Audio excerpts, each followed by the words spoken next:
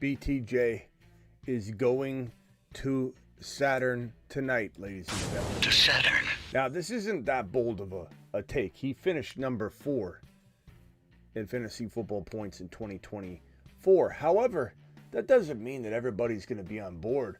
Sometimes some I missed out on it Ians are going to try and act like this kid's going to bust and he'll have a sophomore slump. They don't know what his quarterback situation is. New offense, new coach. What the hell is going to happen over in Jacksonville? But BTJ is here to stay.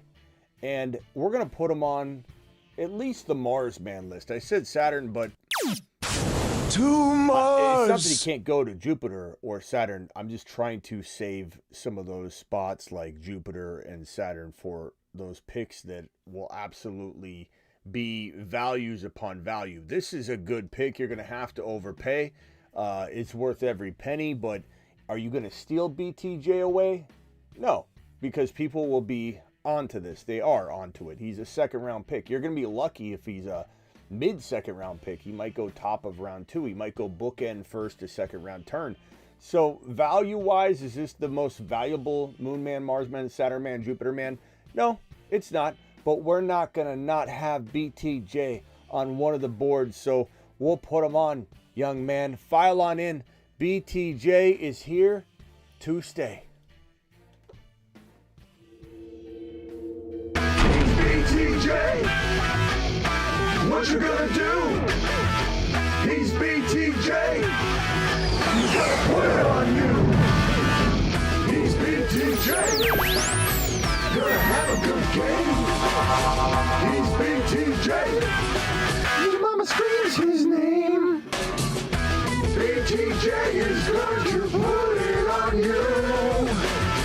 There's not a single thing that you can do. Live from the FantasyFootballShow.com studios. It's the Fantasy Football Show. Live! Monday through Friday, 8 p.m. Eastern. Smitty is also live whenever news breaks. BTJ was 3rd in yards in 2024. He was 5th in touchdowns, tied for 5th in touchdowns. He was 6th in targets. He was in points per route run. He was 3rd. So this guy is an absolute monster walking into 2025. There's no doubt about it. The question is just how much higher can he climb other than finishing 4 or 3. Some say he could be 1, 2, and that's fine, you know. I just think that when you're drafting a guy that finished number 4 last year in wide receiver scoring, you're drafting him in round 2, even if it's the top of round 2. How is that not time to sound the alarm and scream, we're getting a stud in the 2nd round?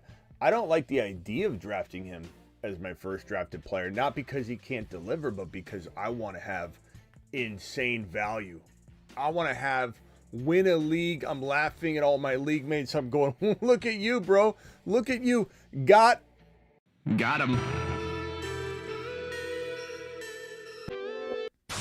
I want to laugh. Got him. I want to say got him all the way to the back. Got him. And you can do that better stealing players away. So the reason we're here today, gathering for an obvious call, Smitty, nice bold. There'll be somebody in the comments that doesn't actually watch the video. Nice bold take, Smitty. It's because he's still in round 2. Early ADP indications tell us that he's going in, sometimes in the astute world, top 12 to 14, top 12 to 15. But if you can get him in 15, 16, 17, 18, anywhere in round 2, you're getting a first-round player. Clearly, he just finished number 4 in fantasy football wide receiver points. So, there you go. Top 5 wide receiver 2025. It's in the cards.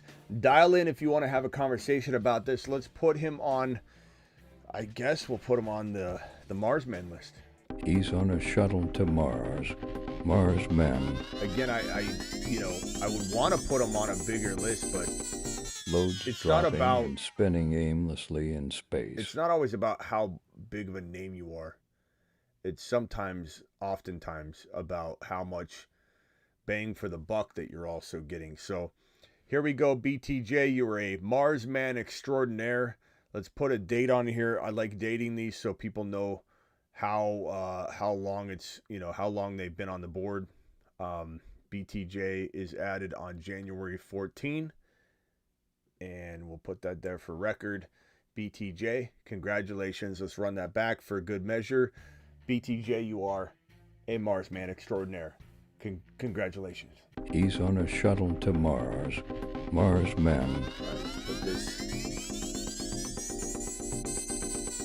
Loads dropping and spinning aimlessly in space. His mug like that. Scatterboo.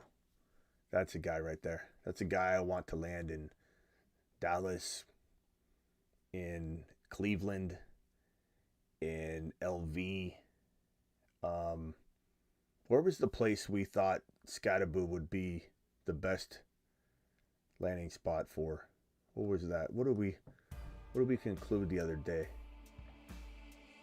Jacksonville would be great. Cleveland. Where was my ideal landing spot for Scatterboo? I cooked it up the other night. Oh, Minnesota was one that I really liked for him. Scatterboo in Minnesota. Washington would be intriguing.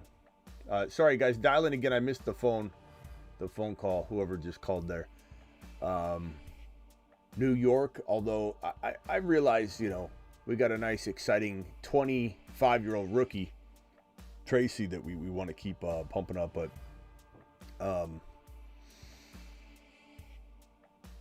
Minnesota feels right. Minnesota, Washington. A lot of people like Brian Robinson Jr., but it's an intriguing spot. LV, Jacksonville. Jacksonville for Genty or Scatterboo is kind of my dark horse favorite landing spot outside of Dallas and outside of Cleveland and outside of, what was the other? It was Minnesota. Travis, what was my other favorite landing spot? Dallas, Jacksonville, Cleveland. Maybe that wasn't it. Was Washington? I think you said Washington. Yeah, Washington I said as another one. But I think my favorite ones were Dallas, Jacksonville, Cleveland, and Minnesota. I think those are my favorite running back landing spots. Minnesota. I think we said Washington when I called in and I was asking Rocco if he wanted to replace B-Rod. That'd be good. Speaking of Jacksonville, it's like Trevor Lawrence, good quarterback. Is he great? We don't know. We thought he would be. The milk spoiled. The Law Dog milk spoiled. I hope we could bring that back someday. If you don't know what I'm talking about, hopefully someday we. But he's good. Like, there's no reason he can't do what Baker did. Revitalize a little bit, become this kind of like comeback legend. Right. He's got the talent. Like, I would trade Kyler Murray I'd trade Kyler Murray in 2 first-rounders for Trevor Lawrence right now in Arizona. Look what just for the shot. Look what Sam Darnold just did in the right offense with the right coach and the right weapons. So you can't write Trevor Lawrence off. Yeah. Ben says I'll say top 10 for BTJ. What makes you think he's going to go from 4 fantasy points, number 4 overall, to like 10? I want to know, Ben. I'm not saying you're wrong. Anything can happen. Injury can strike. But what's making you doubt BTJ? He did it with Trevor Lawrence. He did it without Trevor Lawrence. He like Neighbors and like JJ, and there are very few, handful of wide receivers that are literally quarterback proof. And part of that has to do with the offense. You can't be quarterback proof if your offensive coordinator and play calling isn't conducive to feeding you no matter what. Neighbors fed no matter what. BTJ fed no matter what. MHJ has a quarterback. He's not fed at all. So it's not one like BTJ gets traded to the Arizona Cardinals for MHJ. Guess who balls the hell out and becomes a top 5 wide receiver instantly? MHJ. Guess who is inconsistently used? BTJ. If that trade happened. So his situation and his ability make him quarterback proof. T-Law is very inconsistent. Neighbors could have more. Neighbors could have more, but what's that have to do with BTJ falling out of the top 5 when he ranked 4 last year into, the 10 range? Also, Trevor Lawrence, he was producing top 5 to 7 wide receiver numbers with Trevor Lawrence. So anyway, he's totally QB proof. I can keep BTJ for a 7th rounder next season. To the moon, says Jay. That's fantastic. And Ben gives us his ranking. Fair enough, Ben. Let's take a look at it. CD, JJ, AJ Brown, St. Brown, Jamar more skilled. Yeah, and I'm fine with that. And I do think that, quite honestly, 5 to 7 is the more realistic expectation, I suppose, that factors in, that this, we look at a handful of guys and we say, hey, Neighbors might slip in there, over AJB for me. But, I still don't, this puts him 6 for you, bro. Right? Ben, what other players do you have that you can't put them top 6? Why do you have to put them top 10? Ben, why you got to disrespect our boy BTJ on his unveiling video? That's all I'm trying to say. I don't even know that AJ Brown and St. Brown are necessarily more skilled. Yeah, I think Jamar Chase is 1. JJ, from a skill perspective, and it's hit and miss on where I rank him from day to day. I'll be honest with you. Tomorrow I might have him 3. The next day I might have him 4. Next day I might have him 2. JJ, we're waiting on his quarterback. Once we know what's going on, we can kind of cement him in. But from a mix of fantasy and talent, Jamar Chase, JJ, CeeDee Lamb.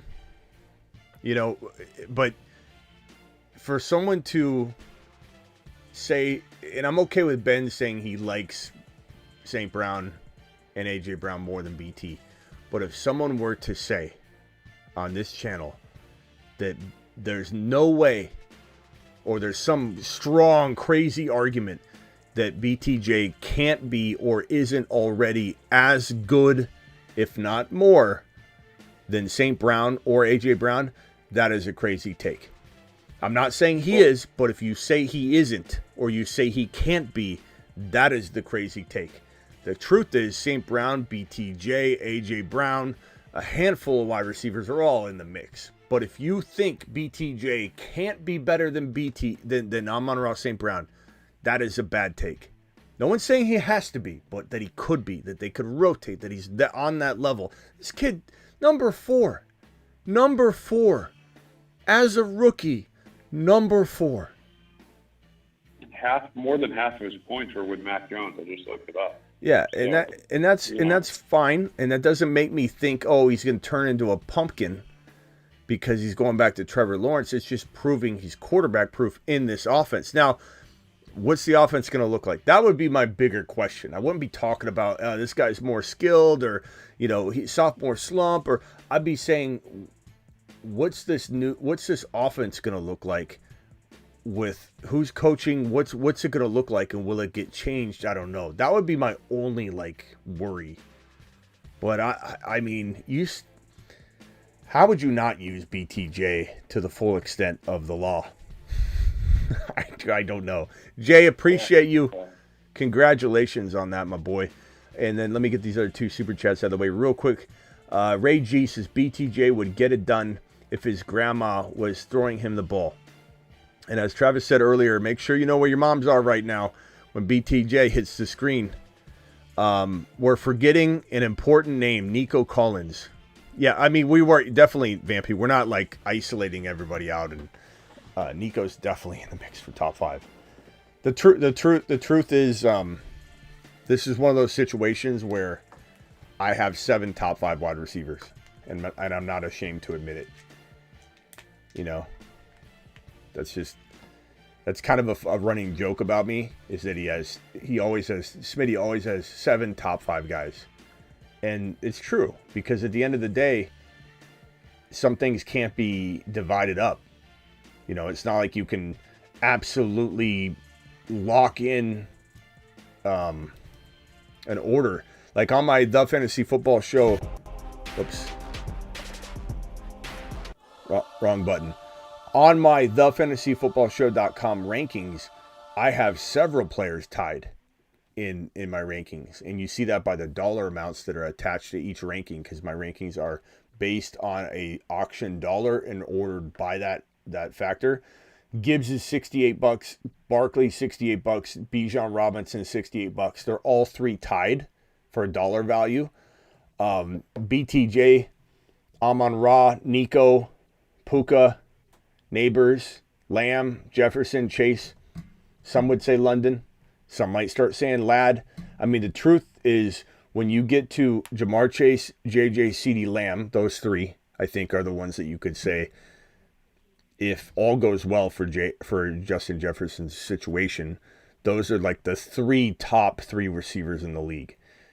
Situation could have Neighbors or Puka or Nico or Amon-Ra or BTJ pop up above. I think it's just going to be a blender.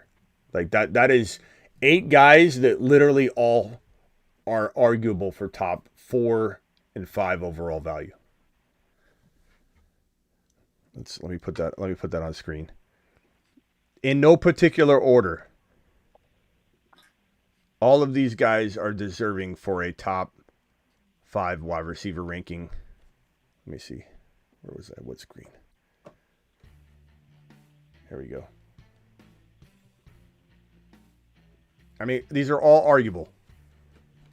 How could anybody say Nico's not top 5? How could anybody say Amon-Ra's not top 5? How could anybody say BT, who was 4, is not top 5? Puka, Neighbors, it's such an elite. This might be why we end up going wide receiver a little more often this year than last year. Last year was the running back year. I want to say balance. This might be that we just get good balance, but because I want Gibbs, I want Bijan, I want a running back like that. And maybe this is, as I've said, the year of balance, and it's because this wide receiver crew is so deep. Maybe we're able to pull it off. Maybe we get a Nico or a BTJ with one of those RBs, or Neighbors. Neighbors might be our savior. But man, do I want one or two of these guys. I'm just looking at it right now. In a Dynasty startup, in Dynasty, I want the wide receivers. In Dynasty, I want Neighbors and Nico, or Neighbors and BT, Neighbors and Amon-Ra. Give me that in Dynasty all day long. All right, go ahead, Travis. Sorry. No, I was just saying I think it makes sense that those guys could all be top 5, like you said. I think Vamp said rank, who is it? Nico, BTJ, and someone else. I was curious on. Nico, what did he say? What was his question? Let me find it. It was, BTJ, Nico, and AJB. He was asking you to rank them. I can't put AJ Brown above those guys. Nico, Neither can I. Nico, BTJ, and honestly, again, it's dead tied. It's tied. I wish I could say it's not. I wish I could take a hardline stance and be like, this guy's better. I can't. I'd be lying to you all. This is something that I would, and I'm never gonna force a ranking. That's why I ask the audience sometimes on a super chat, and people say that's really stupid. They super chatted you, and you're getting the audience's reaction. Like, again, that's better to have multiple people weigh in. And I always give my final thought on it, but I'd be lying to somebody if I said I have one of these guys over the other. I just don't. I want, if I've got 2 leagues side by side, I want one in one league, I want one in the other. Yeah. And there's a tier break, unfortunately, here for AJB, because one, we don't know where he'll be playing next year. We assume it'll be in Philly because that's where he's got a contract. But there's a lot of turmoil. He's reading books on the sideline. Things could change if he scores and contributes and the Eagles win the Super Bowl and he's happy again. He's been weird in the media where it's like, oh my God, he hates his job. He hates playing with Jalen Hurts. And the next moment he says something like, I'm fine. I don't know what you're talking about. And you're like, what? Wait a minute. Are you mad? Are you not mad? There's no way AJB's in this category for me. I cannot do it. Nope. No, and it's funny, on Twitter, X or whatever, and other places, Philly fans are like, they're in major denial right now about that whole situation and their passing game. It was interesting. I was just looking at it today, and they're like angry denial from a lot of Philly fans about, there's no problem at all with AJB. It's just one game and didn't get many targets. And it's amazing how they're just not even addressing it. I think maybe they're probably a little worried. Yeah, I agree. Ben, what are you running your mouth about now? Ben, what are you saying? You're just making stuff up. Most fantasy owners of BTJ were not in the playoffs when he was cooking. That's completely false. You just made that up out of thin air. And even if you found a stat for that, bro, he was wide receiver 9 in week 4, wide receiver 8 in week 5, wide receiver 2 in week 7. And just because he had a stretch of 59, he was 75, 30, 16, 20, like respectable. Because he went on a tear in the final 3 out of 4 weeks, bro, your team's either garbage, and that's just what it is. Your team is garbage. You got to have a team that's going to carry one another throughout the entirety of the season. He didn't have like nothing going on, and no one spent a draft pick on him that was going to compromise your finish in your league, bro. Like, what are you talking about? Like, BTJ wasn't a high draft pick. How in the hell is that going to affect? You drafted BTJ. You finished? No, bro. he was practically free. Because when he went, I think it was, let's say, week 8 through 11, when he didn't finish higher than wide receiver 27, unless at some point you went, okay, I have BTJ and someone else, I'm trading everyone else away that I have Ben, a wide just stop receiver, talking. which no one does, you're going to have plenty of depth to get through that stretch. You know? Just stop making stuff It's up, not going Ben. to happen. Okay. Anyway.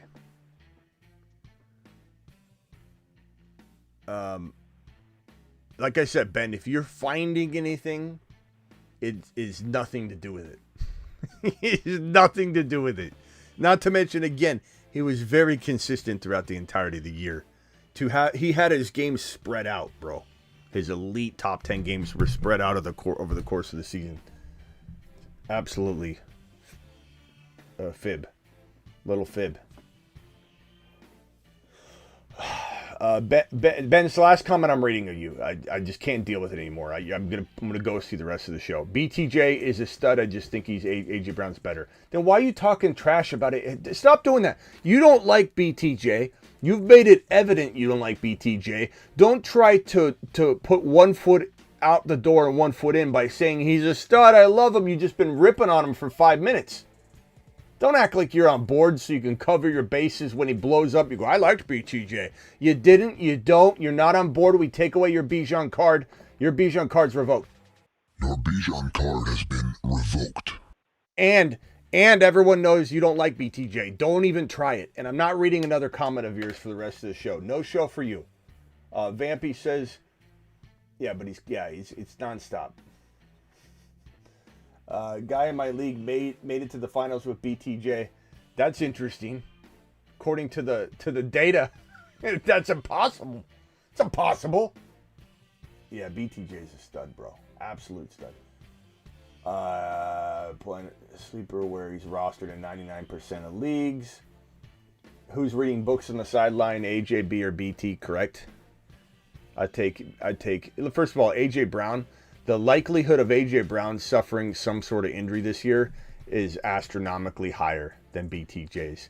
AJ Brown missing 4 or 5 games and suffering some catastrophic knee injury or just some sort of meniscus tear because he's had knee cleanup after knee cleanup. He's running out of meniscus. His meniscus is probably this thin at this point. They keep cutting away at it.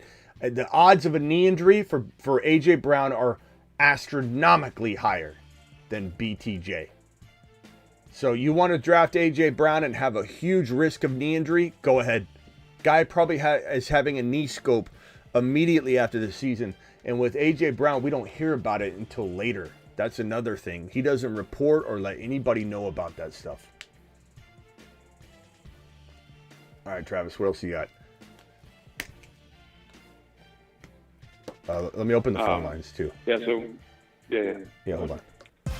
Call into the show. Call into the show. All right, go ahead. So you were saying it might lead you to take more wide receiver? Is that what you had said? I don't know yet. I mean, I don't want to. I'm not trying to cement anything in. I just take a look at the wide receiver rankings right now, And then I take a look at the running back rankings, and then I love that. And I just want everybody to know I'm just kind of joking around with knowing what I want to do yet. I don't know. As I predicted in the early 2025 content back even in December, my gut is usually right when I have a deep in my bones gut instinct about my own like trends. Like I can kind of predict where I'm gonna go. And I'm almost never wrong because it's just, yourself, I can just feel it like brewing, and I know what direction that I'm going to take content. And I almost feel, unless we stumble upon some information we don't have, like ADP data just absolutely speaks to us.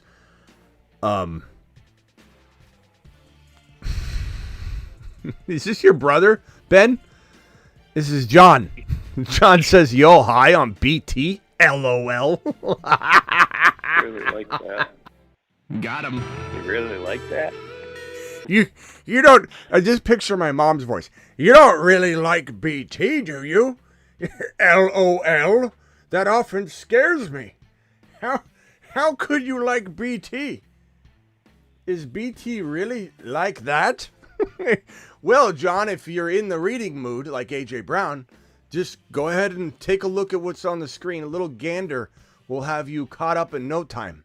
And you'll realize that us crazy folk who like BT weren't all that off because he was number 4 in wide receiver scoring last year and finished across all of these categories the way that he did. What was I saying, bro? Before that comment just threw me for a loop. I was just going to ask a question about, wide receiver versus running back. Yeah. Different draft strategy. In my core being, I can feel it. Unless ADP or data we don't have reveals itself, my gut tells me that we're heading down to a and again, best player available always opens this door, and that's why I don't know yet. We don't know what best player available is. Best player available is dependent on ADPs and everything. But I have a strong, sneaky suspicion that I'm going to be preaching balance this year. That means running back, wide receiver, or wide receiver, running back. I still will very much be deploying all strategies that best player available allows me to explore.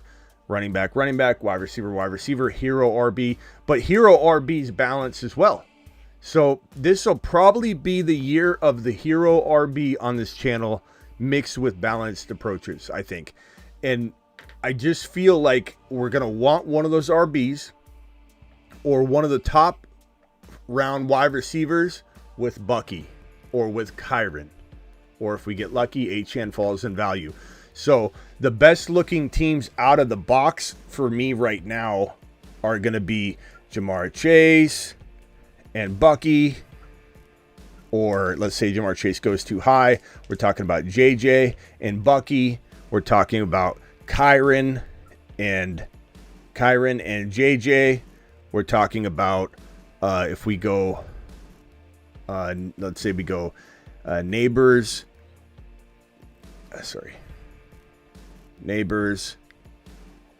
and Bucky. Like, I just think we're going to end up with a lot of teams that have pure balance. And that's the best. At the end of the day, the best way to draft is balance.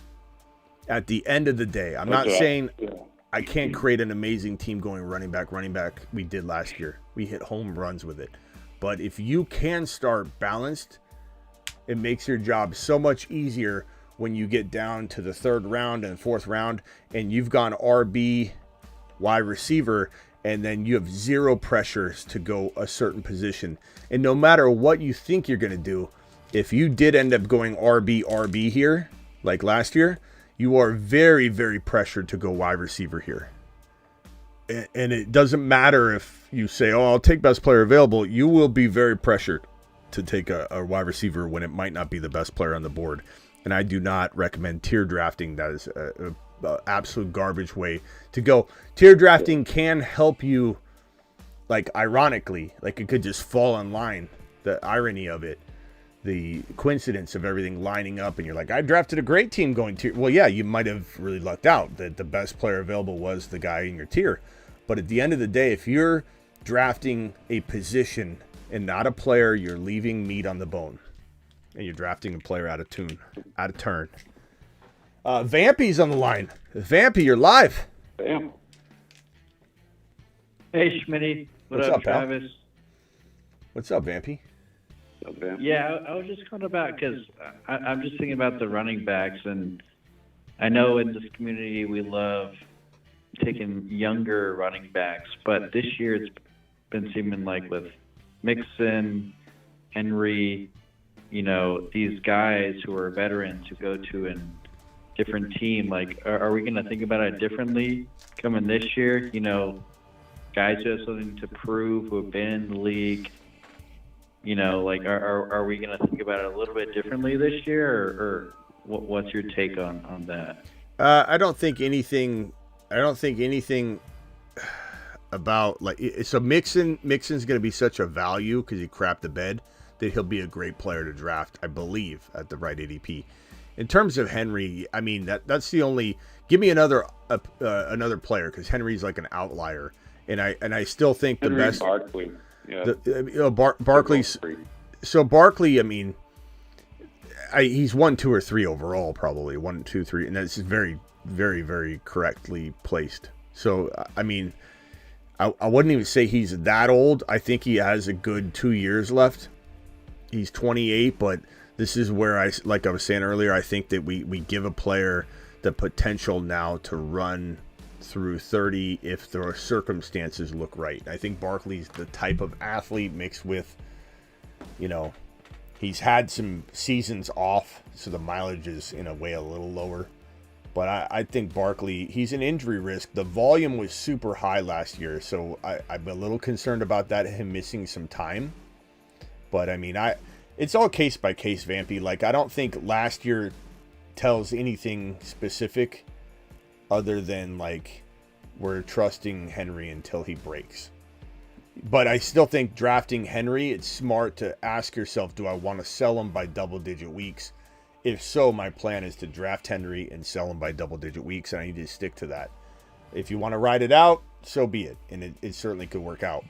But I don't think we're changing our approach about trusting somebody something to prove. I think it's just, what are the players this year? Do I believe in them? I'm going to rank them accordingly. I don't think I'm taking anything like that as a way of ranking. You know what I mean? 100%. Hey, if you could put any prediction on it, what do you think is going to happen in Seattle? Do you think they're going to run like just a dual backfield, or how do you think things are going to shake out there? I'd be lying if I said I knew. I don't know. I hope they, to be honest with you, what I hope to happen probably won't happen. I want them to trade Kenneth Walker. I would love to see Kenneth Walker go I think so. to Washington, to Cleveland, to Dallas. Cowboys? Yep, Dallas would be great. Any of those locations would be great that we've talked about. And then if he doesn't get traded to one of those, I don't know. I'm not saying I wouldn't draft Walker and Sharps together because I think it's a great cuff, and I think Sharps will be free if Walker's the name starter and the expected starter. I think Charbonnet will still be dirt cheap. It's a good approach, but I just feel like Seattle's failed to use Walker too many years in a row for me to be excited about it. Doesn't mean I'm not hopeful. If his ADP falls and tanks, then I'll be on board the cuffing of the two, and I'll say it's worth the value. But if Walker still goes like in the 3rd or 4th round, I'm not saying I won't draft him, but I definitely am not like sitting here going, oh my God, Walker and 4.1 is going to win leagues. He could for sure. Love Walker, but we got to see who's coaching, what it looks like, all that. You know what I'm saying? I think we're taking BTJ, Neighbors, the first 2 rookie wide receivers, like the first wide receivers that we take from this class next year. Where are you taking Marvin Harrison Jr. though? Like, what's the earliest spot? I know you're a Cardinals fan, so yeah, we talked about. What are you thinking? We talked about this last night. I think he's. Sorry, I'm trying to copy this over. I think he's nowhere near these guys, like nowhere near. Doesn't mean I'm not excited about him. He's certainly got upside, but at the same time, it's like, he's not even a third or fourth rounder in redraft. He might be a fourth rounder. I don't know, but it's definitely one of those things where like you're playing with fire. Like I've mocked it up, and when I put him in my fourth drafted player spot, I don't like my team. If he's a fifth or sixth rounder, I think it feels great. I guess, where did JSN go last year? Shoot. I mean, like seventh, 8th? sixth. Like if I could get MHJ where we got JSN, that package is in everything. But if I've got to pay third or fourth round value for MHJ, knowing what I know about Kyler, knowing that Kyler doesn't know how to read a defense, can't see over the offensive line. Who's going ADP 100? Yeah, we're not going to get MHJ that late, but you know what I'm saying? Like, we drafted JSN not expecting him to be anything more than a flex, maybe wide receiver 4. I don't know that we'll be that lucky with MHJ, but I know the whole world hates him right now.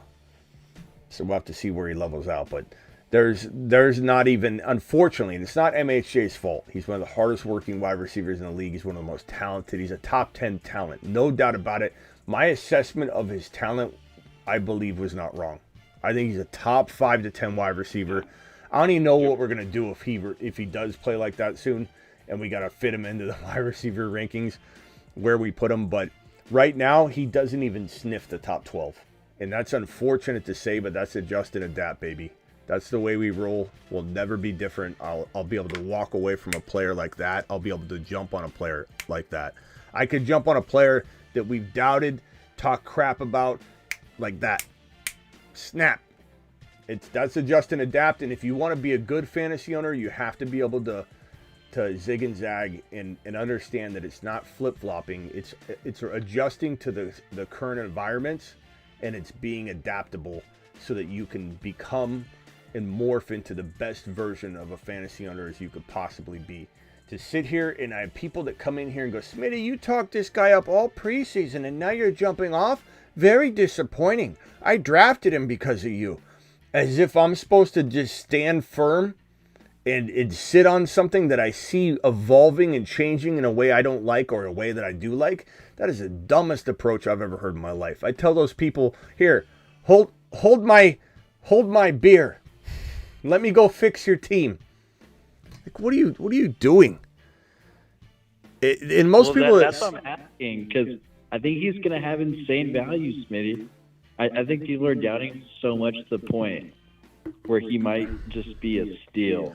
Well, I could tell you haven't been here for every show, which is fine. I'm not saying that in a negative way.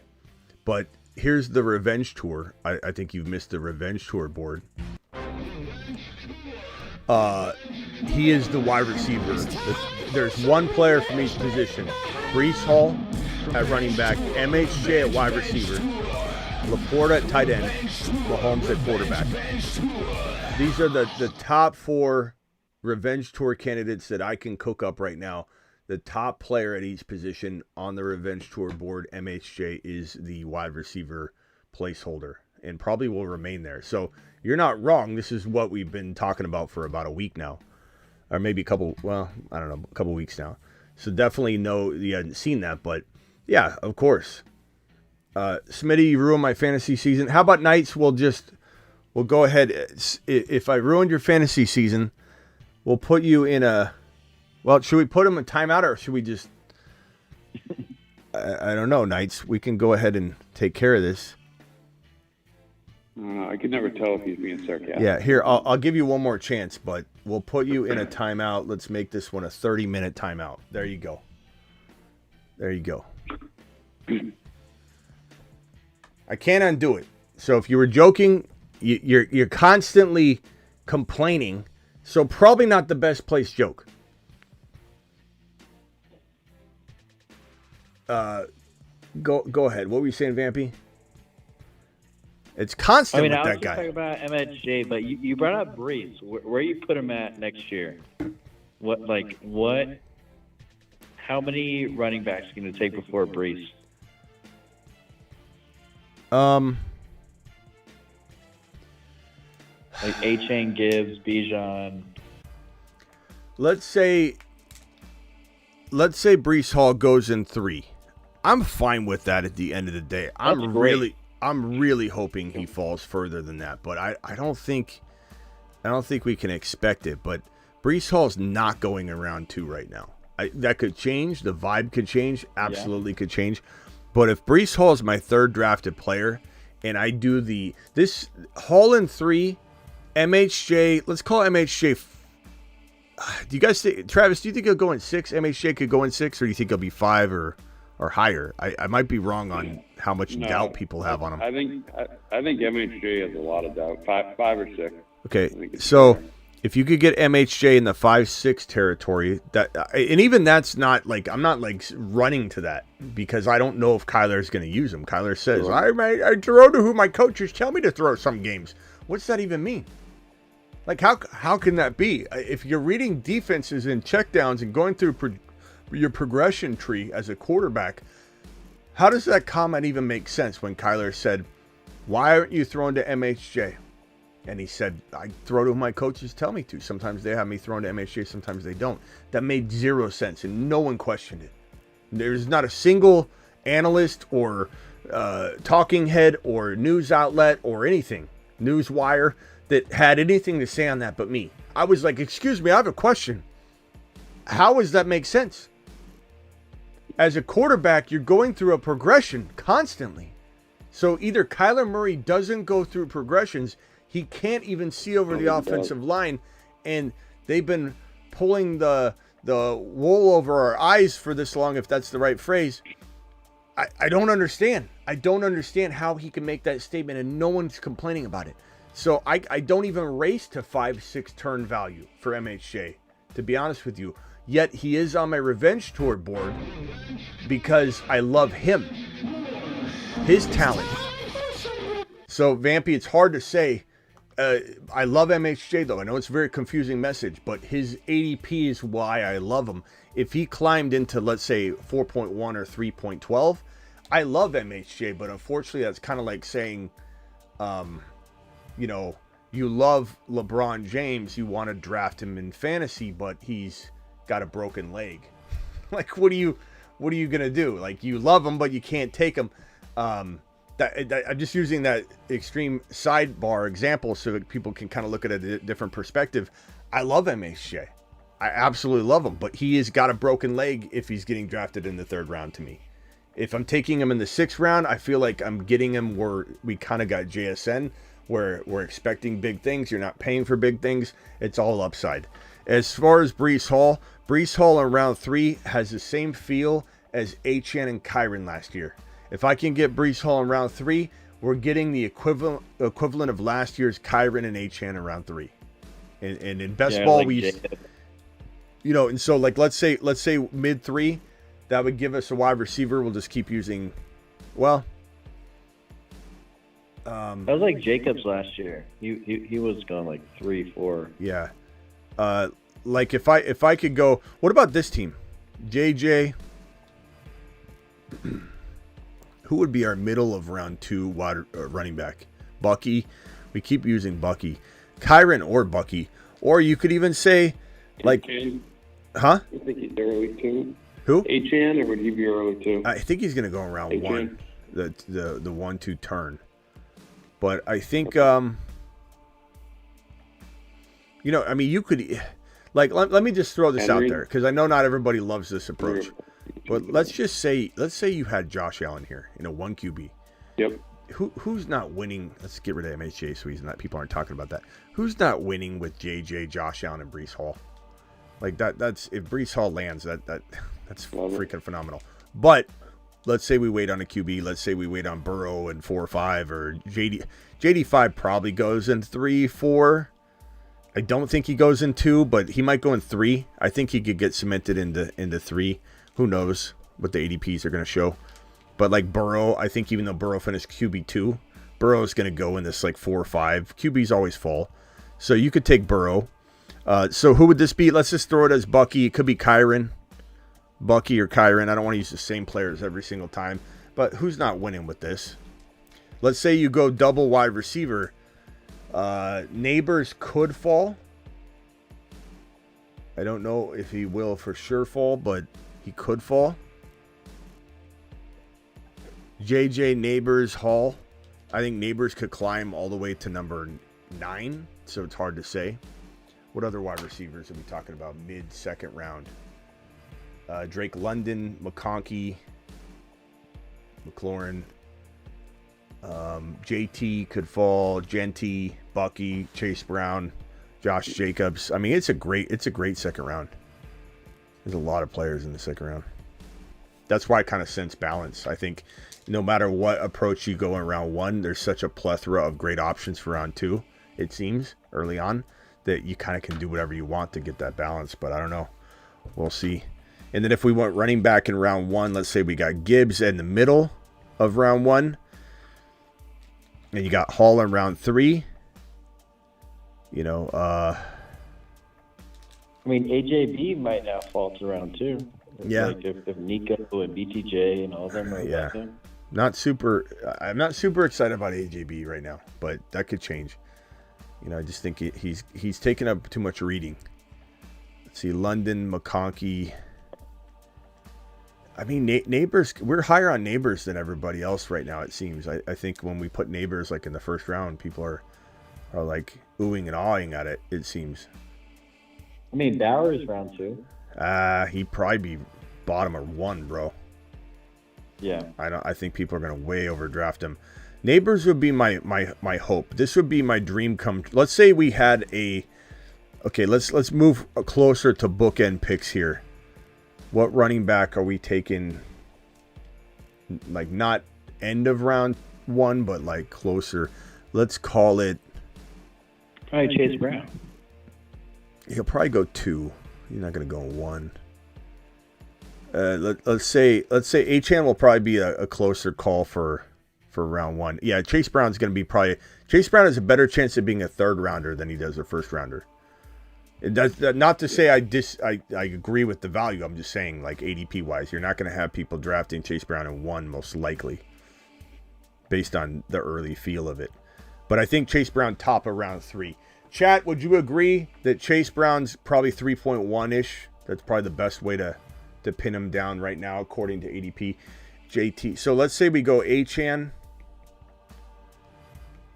I don't know if Henry will go top 5. Do you think Henry falls to the mid to late first rounder, or does he go right in the middle of the first round? I think early second. I was going to say, At least in this I think he's going community. to fall because people value wide receivers quite a bit. Ray G, you're going to screw up Kyron's ADP. I already know it right now. Ray G, that's not the temperature of the masses. Kyron could be end of the first round. I don't think so, bro. I think people are absolutely out to get Kyron again. I think there's going to be a lot of talk about how Corum took on more work, and people are just going to run away from this thing. He wasn't as efficient. His efficiency went down. He just got volume. He's going to get hurt. Corum got more work. Corum got younger. That's what we're going to hear next. Corum actually de-aged. He went from 24 to 22. Achane, what I say the receiver would be? Okay. Oh yeah. So I was trying to get our first rounder closer to our second, not bookend, but close to bookend. So if Neighbors could fall to like near the top of round 2, Achane, Neighbors, Hall, and Burrow, that would be great. That'd be fantastic. Ray G's gonna ruin Kyron's. He's gonna go right into the best ball drafts and start taking Kyron at 5. Ray G, don't do it, bro. Take advantage of it. Vampy says round 2, Garrett Wilson. Vampy, I'm not agreeing with these ADP assessments you have, but doesn't mean you're wrong. I just think that you're going to be pleasantly surprised, because I don't think Garrett Wilson's going to be. Maybe he's a second rounder. So what? Round 3? I just love Garrett Wilson so much, and the fact that he might go third round is crazy. Maybe he does go 2. Like, he was wide receiver 10. Garrett Wilson, Drake London. He was wide receiver 10. I think you're going to get a lot of people that are going to stray away from Garrett Wilson and Adams and the Jets. Yeah, and I understand it, but yeah, I think that depends on who they bring in. It depends on who they bring in. Like, that's volatile. That's to be announced, to be determined, TBD. Because if Garrett Wilson and Adams were 10 and 11, which is kind of a shocking thing if you didn't, you don't have the finishes memorized. Like, even right now when I look at Garrett Wilson and Vampy, maybe you're right on this one. I think the other ones you've been off, but pleasantly surprised I think you're going to be. I don't think it's a bad thing that you think Chase Brown's a first rounder. I just think you're going to be pleasantly surprised when you don't have to draft him until the end of 2 or maybe top of round 3. But yeah, and same thing I'm with Hall. Chase Brown second round at the least. I'll take him. I'd love him in third round.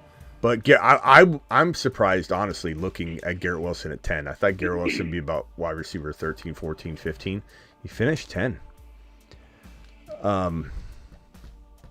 But to be honest, man, I don't know if he's wide receiver 10 and you mix in, I think, more balance this year. You mix in like 8 running backs, 2 quarterbacks, Brock Bowers. I think maybe Garrett Wilson at the top of 3 is correct. So that's 10 wide. If he finished the exact same, it's pretty good finish, top 10.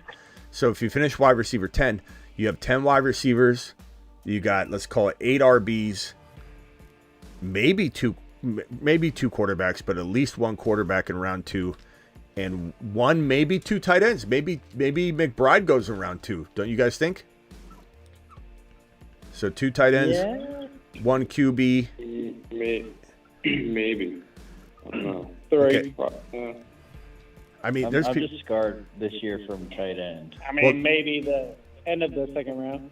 This right here puts 20 players where Garrett Wilson, if there's only 1 QB, only 1 tight end, and people don't like other wide receivers better than Garrett Wilson out of fear, then he would get drafted in the 20 to 22 range. I have a prediction, though, that guys that finish outside of Garrett Wilson's ranking, like Ladd, like AJB, like Nico, Tyreek, like because Nico got hurt, like Puka Nacua. These are all players that finish outside of the top 10 because of injuries and such. Yeah. You throw those guys in. Did Garrett Wilson really finish as wide receiver 10? Not really.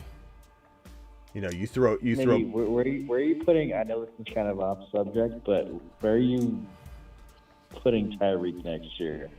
Because I have trash. No idea where to rank him. Well, Vampy, again, I could tell you missed the earlier show today because we talked about Tyreek. It's all right, Vampy. You don't know. I'm celebrating my girlfriend's birthday. We're out here. Tell her Tell her happy birthday. No worries. I'm just saying I can tell you missed some of these.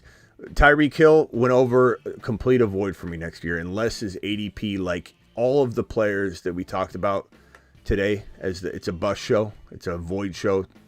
Top 8 players to avoid, unless their ADPs dramatically change differently than I expect, then they're avoids. But Tyreek Hill in the 4th or 5th round, I could get behind that. I just don't. God, 4th or 5th round. Sure. Yeah, I feel like Vampy just woke up from a coma. Well, no, it's insane to think about because he was like a top 3 drafted player. I know this year. Vampy, that clip is insane. Wake up! Well, it's like CMC. Vampy got knocked out at week 3. CMC. Hey, Vampy, CMC's not good anymore. I agree with everything that you say, but it's just, to me, it's still insane that he just fell off such a huge cliff. Yeah.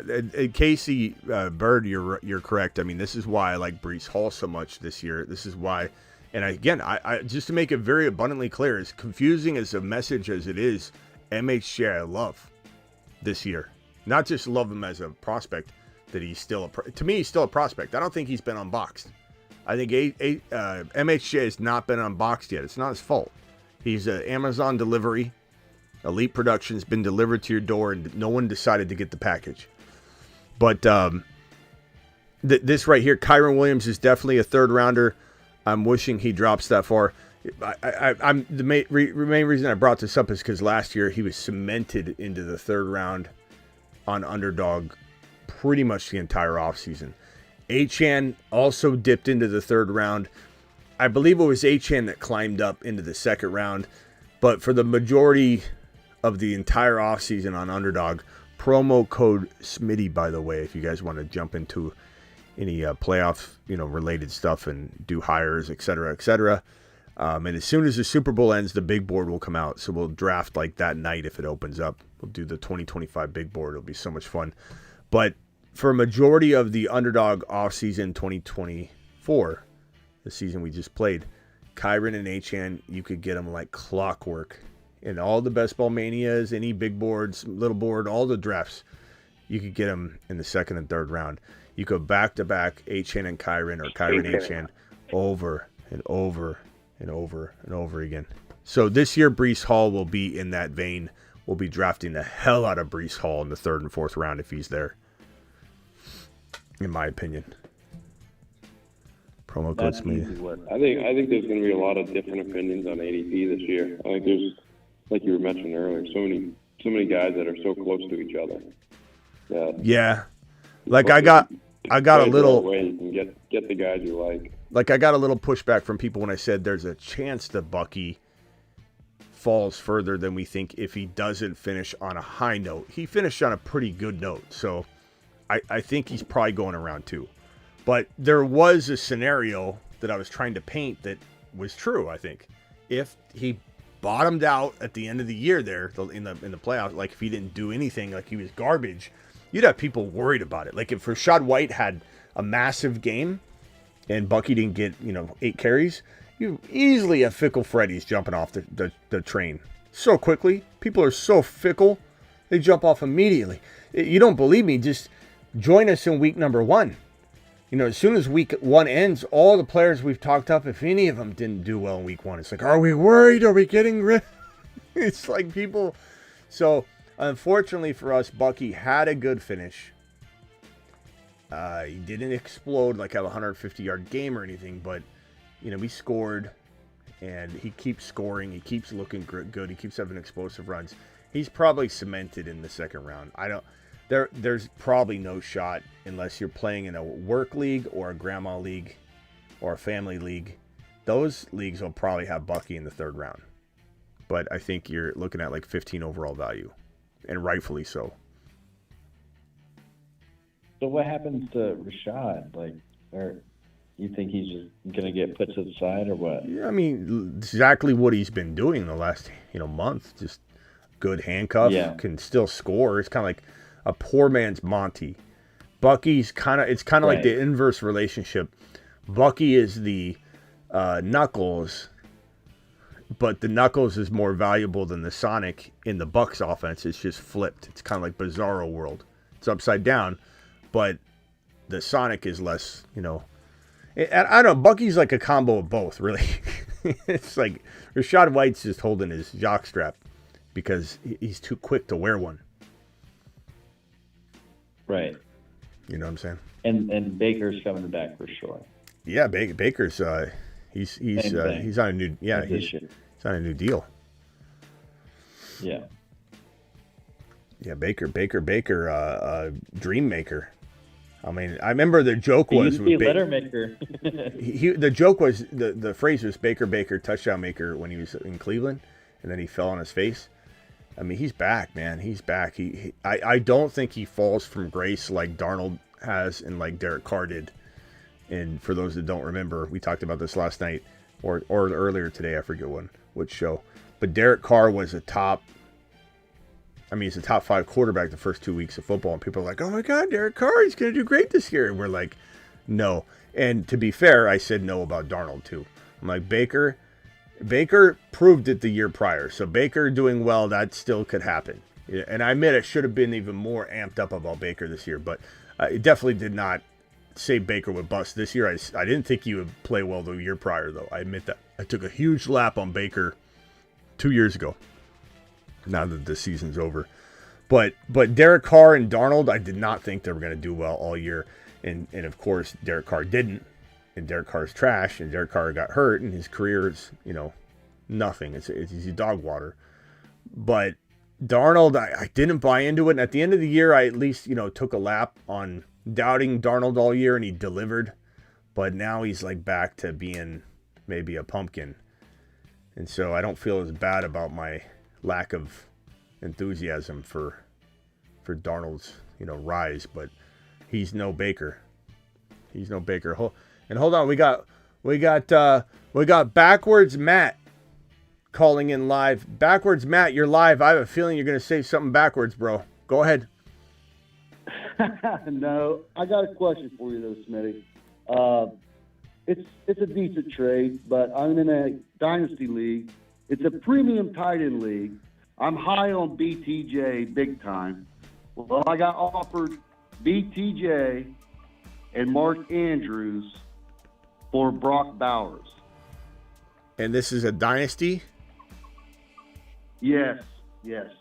Yeah, you can't trade Bowers. As much as I love BTJ, Bowers gets drafted ahead of BTJ in a premium.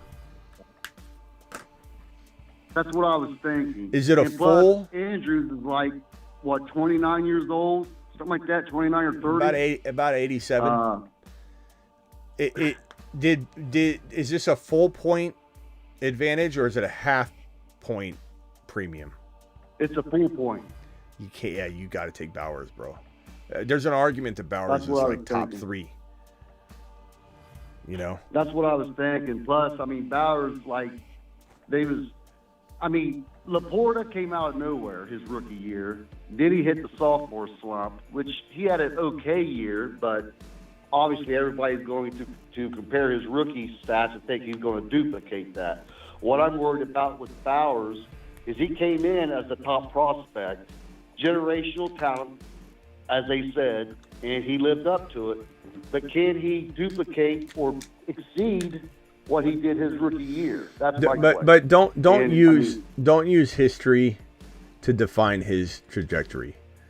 Don't use Kyle Pitts' failures or Laporta's failures to try and say, it doesn't matter. That's irrelevant. Like sometimes you can correlate stuff, but that has nothing to do with that. He has nothing to do with those two guys. Bowers did what he did without any good quarterback situation. The Raiders are very, very likely. Well, there's a little bit of risk they could screw it up again because they literally sat on their hands last draft. They could have traded up for Bo Nix. They could have traded up for Penix Jr. They just sat there and waited. Yeah, somebody will fall. And then when no one fell, they didn't take a risk on Bo Milton. They didn't take a risk on Rattler. Not saying that those guys would have been the saviors, but they didn't even try. And they could have traded for Fields. They didn't do that. But my point is the Raiders should fix it big time. They're either going to bring in Fields. Hopefully it's not Russell Wilson. They bring in Fields or draft one of the top two quarterbacks by trading up into the top 2 or 3. See, I'm high on Fields just like you are. I think that he needs to go to a team that will benefit his attributes and work an offense around him, because Chicago, when he was there, he did good, but he wasn't given what Caleb was given his rookie year, and we all seen what Caleb did, nothing. So if Fields would have had that, then as far as the team this year that Caleb had, I think Fields would have prospered. You're preaching to the choir, my guy. You're preaching to the choir. I know. And I agree. Hey, Backwards Matt, you didn't do much wrong tonight. I learned my lesson, man. I mean, you don't have to apologize for your take. Your take was backwards the other night, but we still appreciated you. So you bring whatever you got. I mean, you are right though. I am too loyal. You are. I stick to my players. I'm just not. But it's burned me in the past, though, Smitty, where I'll just be like, okay, I'm done with him. I'm done waiting on this guy, and I'll trade him for basically nothing. Then he blows up. Yeah. So it's kind of like a live and learn lesson. Yeah, but how many times? How You know what I'm saying? many times have you waited too long and they never blew up? It's the same kind of punishment. It's just the inverse version Exactly. It's kind of Yeah. like pick your poison, so of to it. Yeah. speak. Well, my poison is let's. What was the take that you had? You said was it Bucky? Yeah.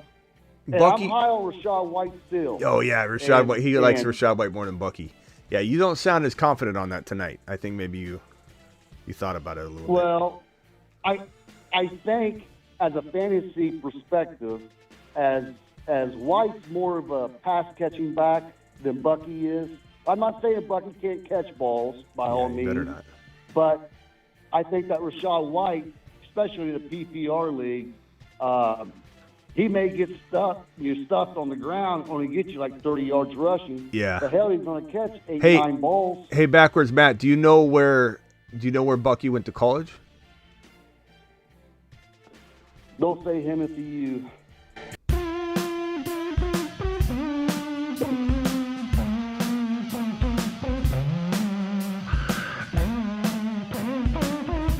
Yeah, here we go.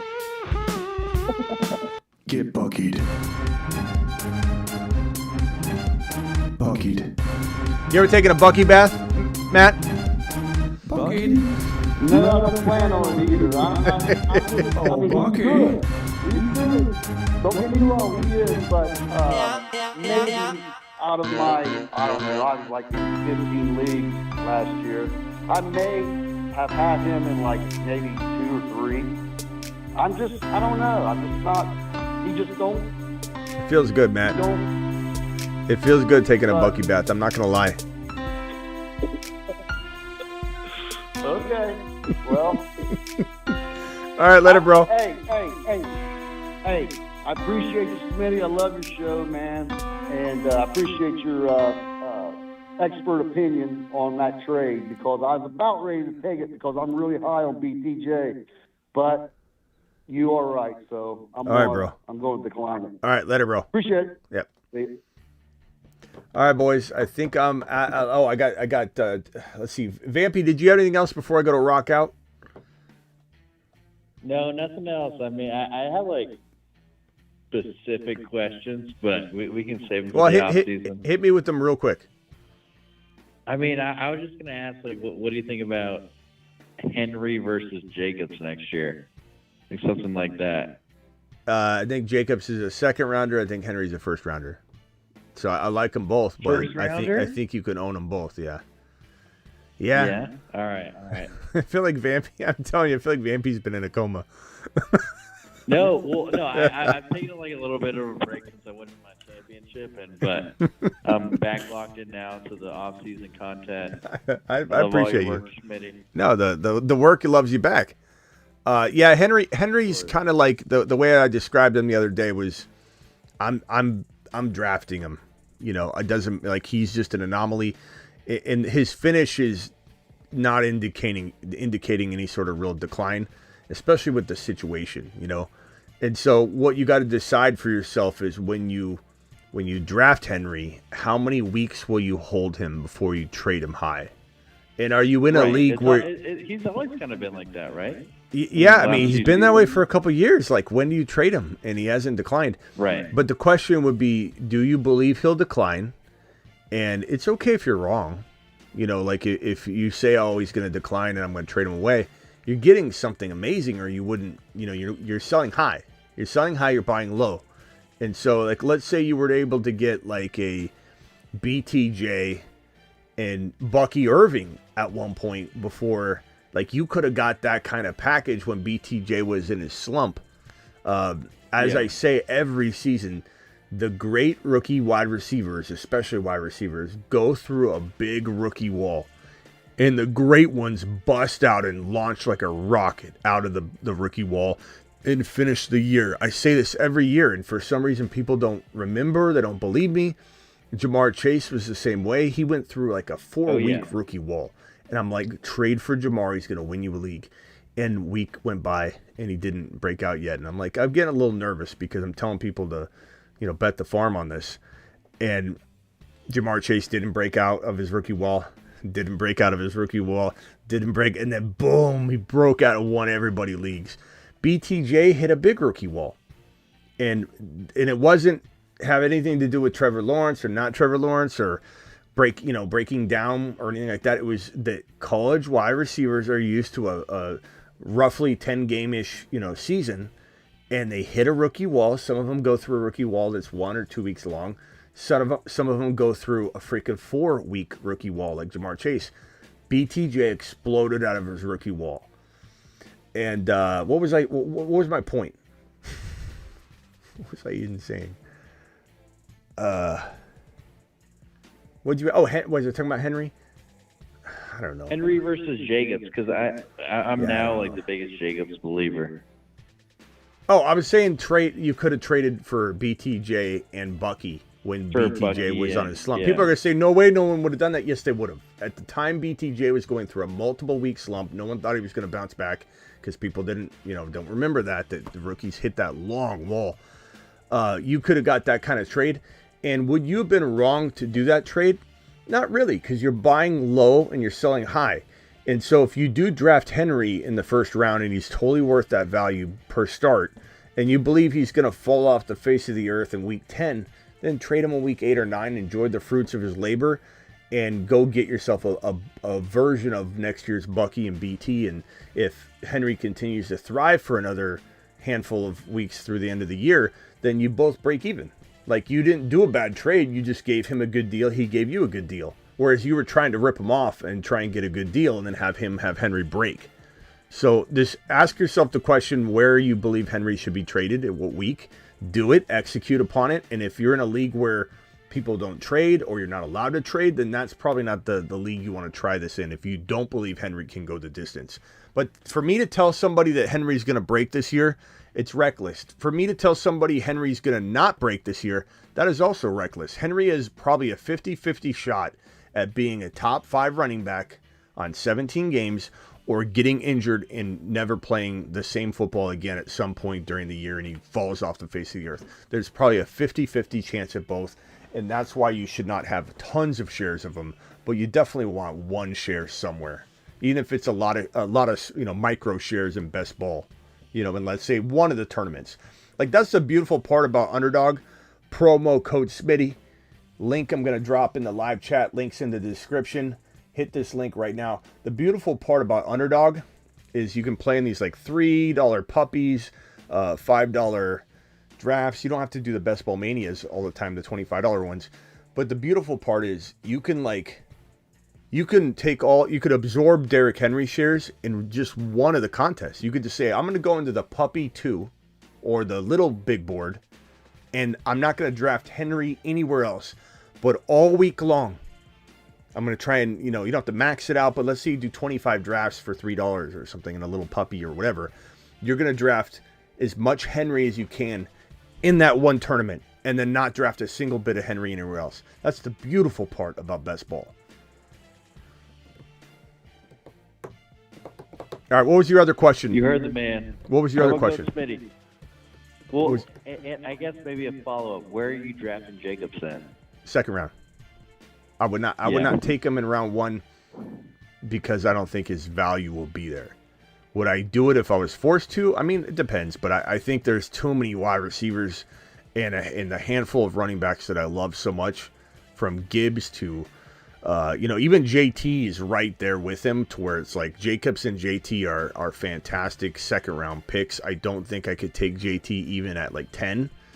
There's just too many amazing wide receivers. I mean, just looking at it right now, let's go Bijan, Gibbs, Jamar Chase, JJ, Lamb, Puka. Gibbs. Yeah, I think did I say Gibbs already? Barkley, obviously. Henry, Nico, St. Brown. I mean, you're getting to the point where like you're at 10 right there, and you still have BTJ, Yeah. you still have Achan, you still have Kyron, you still have Neighbors, so I think Jacobs can't be anything but a top of round 2 guy. Otherwise, you're overpaying. Same thing goes for trade value. No, it makes sense. Well, hey, good chatting, Smitty. Always great to talk to you. Have a good night, Travis. Have a good night, Smitty. Tell the missus happy birthday from the show, and we'll see you later, bro. Of course, we'll do. All right, later. All right, peace. Rock out. You're live, and then I'll go to Travis, and then I'm out of here. Rock out.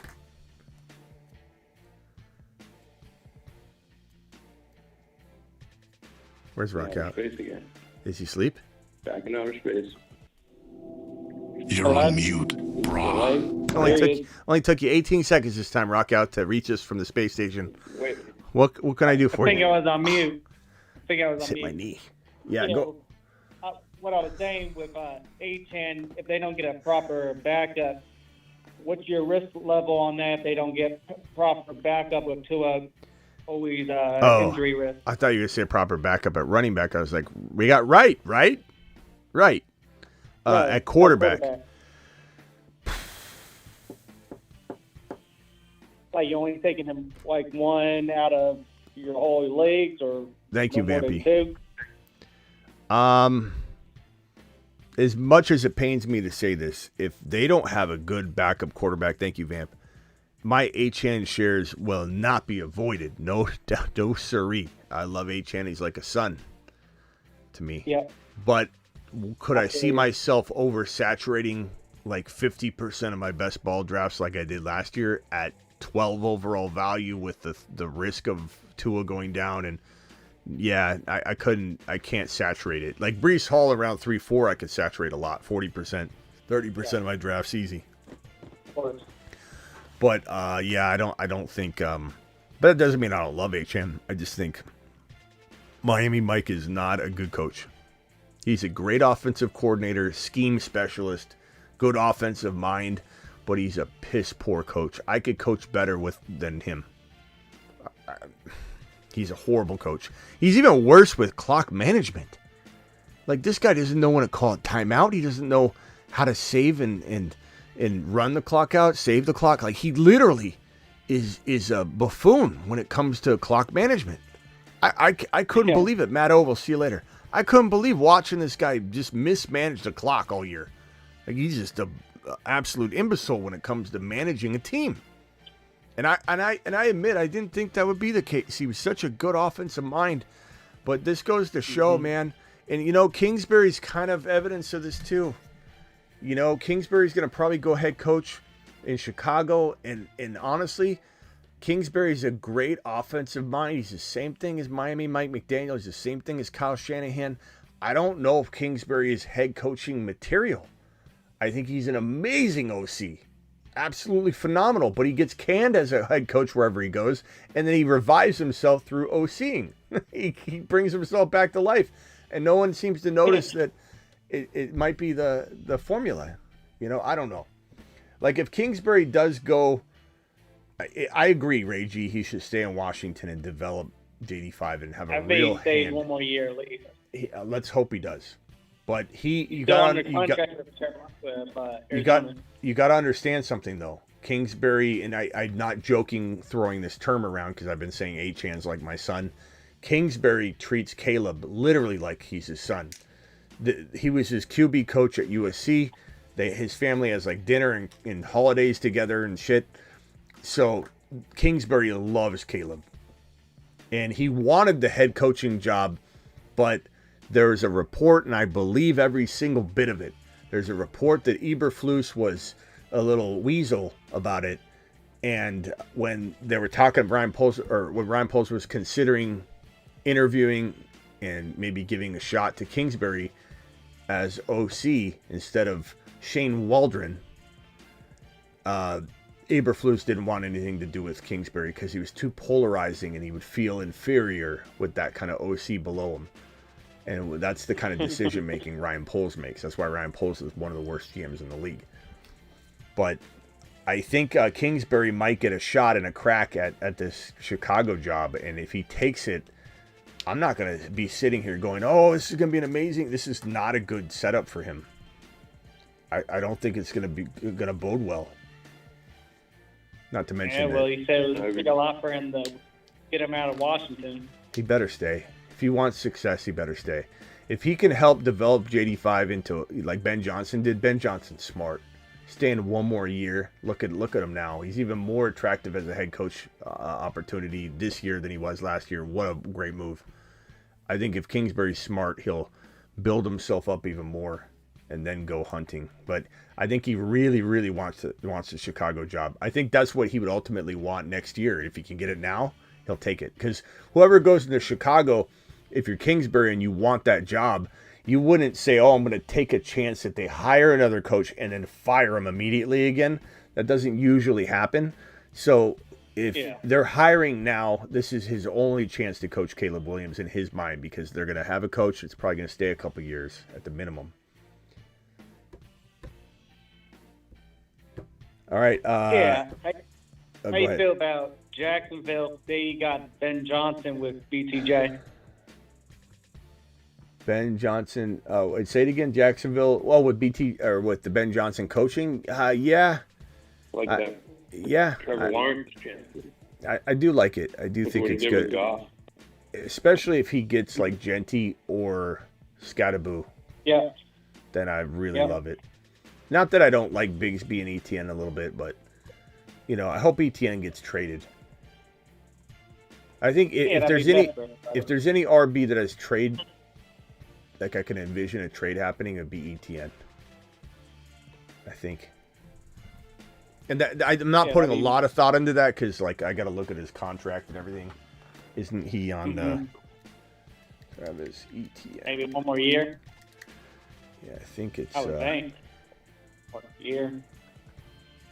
Yeah, he's an unrestricted free agent in 2026. So, yeah, I think the dead cap's $6 million. Obviously, that's different in a trade. I think there's a real good shot that especially if they draft Genty, rather than give him a bunch of money and lose him. I think that they, especially if it's Ben Johnson. Ben Johnson wants a running back. Ben Johnson wants a Sonic. He wants a Sonic to go with Tank Bigsby as his Knuckles. That would be a Sonic and Knuckles. Bigsby as the Knuckles, the Monty, and go get Genty or Scattaboo and have 2 Knuckles. 2 knuckleheads in the backfield. Knuckle for knuckle. Knuckles, unite. That's the next video. Knuckles. All right, I'm out of here, boys. Anything else real quick, Travis, or rock out? Yeah, I was just going to ask, in the chat, Rain was saying he gave up a late 2025 first-rounder to get Penix and a Superflex. Do you like that deal for him? I mean a late first rounder. Yeah. Yeah, because he said he was getting clowned on for it, and I was saying I think that's a decent deal, especially in a super flex.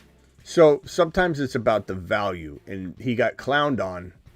So if Rain's watching right now, the reason you got clowned on is because the value on Penix is still shaky to the rest of the world. So you're maybe buying on the expectation a little bit, which I believe will be true and good for you. I think it'll work out for you. But this reaction's probably telling you that the value overpaid based on fair market value. Just like if you buy a home that's worth $400,000 and you buy it for $500,000. Everybody might laugh at you on the block, right? You go outside and they're like, "You bought the house for $500,000. Are you the guy?" And you're like, "Yeah, you can laugh at me all you want, but it will be worth $600,000 next year." But that doesn't change the fact that you'd be up $200,000 if you bought the $400,000 house for $400,000. Just because it's worth $600,000 the next year doesn't mean you made a good decision buying it for $500,000. So I mean, at the end of the day, I don't think it's bad for you. Superflex is tricky, and for these guys to make fun of it is a little bit of a stretch, in my opinion. Because, I mean, if you're in a Superflex startup draft, is it crazy to think in a redraft setting? I'm not even talking about Dynasty or Keeper. Then in a redraft setting, he goes in Superflex in, I don't know, the 2nd or 3rd round in a redraft Superflex draft. Is that crazy? Because, I mean, isn't he ranked consensus-wise? Because, again, we're higher on Penix Jr. Sometimes we got to do a reality check. But in a Superflex, wouldn't he be a top 10 quarterback to most anybody? Like round 10, 11, Would 12? think so. So Hmm. the number 10 or 11 or 12 quarterback in a superflex is a third rounder at least.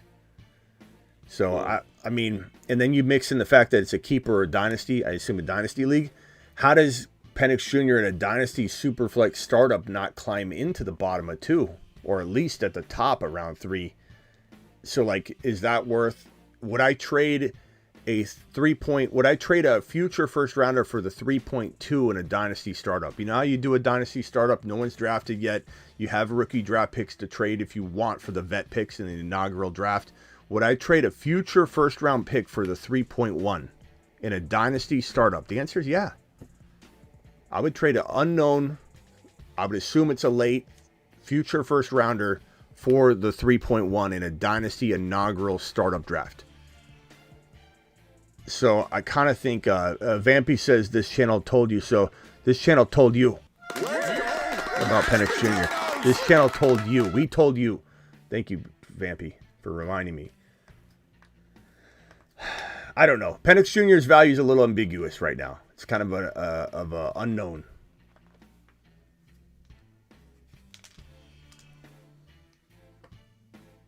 All right. I think I'm out of here.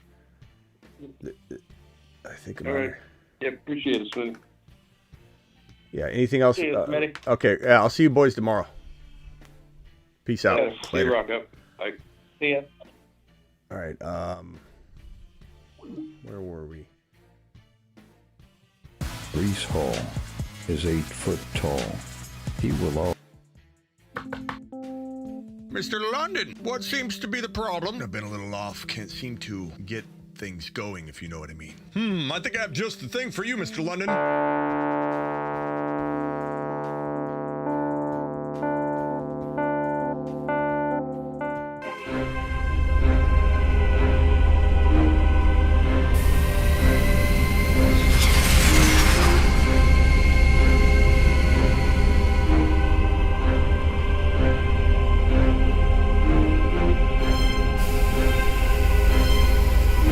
He's on a shuttle to Mars. Mars men. Loads dropping and spinning aimlessly in space. BTJ, baby. BTJ season. Dropped on the Mars band list today, January 14, or it's today. It was today. Yesterday then. He was dropped on it yesterday. And on that note, ladies and gentlemen, I leave you with a man known as BTJ. A man that needs no introduction or no outro, but we'll give him one anyway. I give you the BTJ music video. I'll see you all tomorrow. BTJ, what you gonna do? He's BTJ, you gotta put it on you. He's BTJ, gonna have a good game. He's BTJ, your mama screams his name. BTJ is going to put it on you. There's not a single thing that you can do.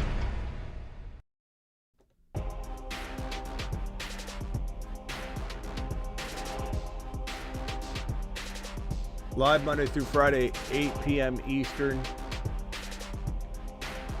Every single Monday through Friday. Additionally, live whenever big news breaks. Also live a lot of graveyard streams. Graveyard meaning midnight Eastern. And then don't forget about the Dynasty channel, link in the description. I'll drop the Dynasty link in the live chat right this very second for all of you that want to head on over and subscribe now. There you go. So you're not missing anything. Actually, that's it. Dynasty. Yeah, youtube.com/Dynasty Fantasy Football. I dropped the link in the live chat. It's also in the description of the video. And don't forget to get on over to